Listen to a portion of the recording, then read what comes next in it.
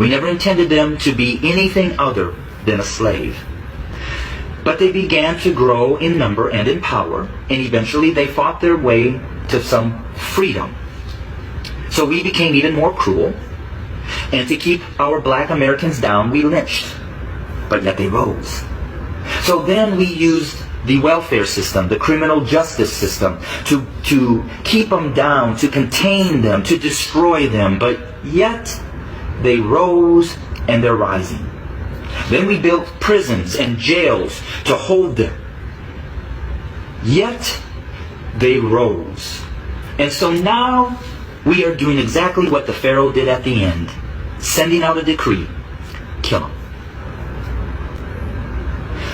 So until we admit that when we wrote this Constitution that all men are created equal, that we never intended to include our black brothers and sisters, our nation may end up facing exactly what the Egyptians faced when they refused to let God's people go.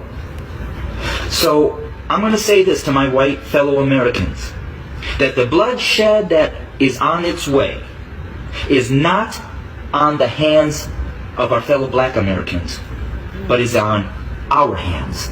We are the ones that are refusing to let God's people go.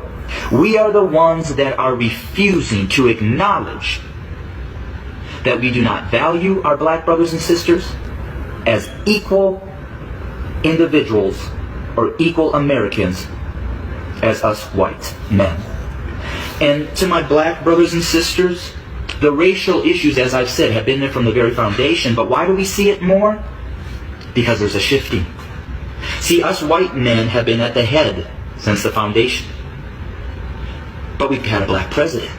And you know, we've done everything in our power to keep him from really changing things.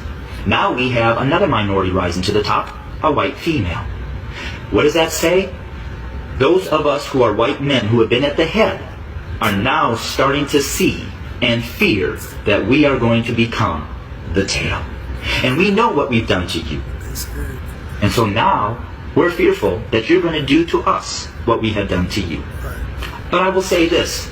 I've lived in a black community for 23 years. I've never been treated the way that this country has treated my black Americans. So I call out my white Americans to say we better heed, repent, acknowledge, and change.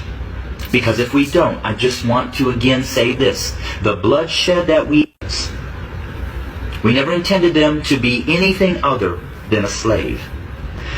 But they began to grow in number and in power, and eventually they fought their way to some freedom. So we became even more cruel, and to keep our black Americans down, we lynched. But yet they rose.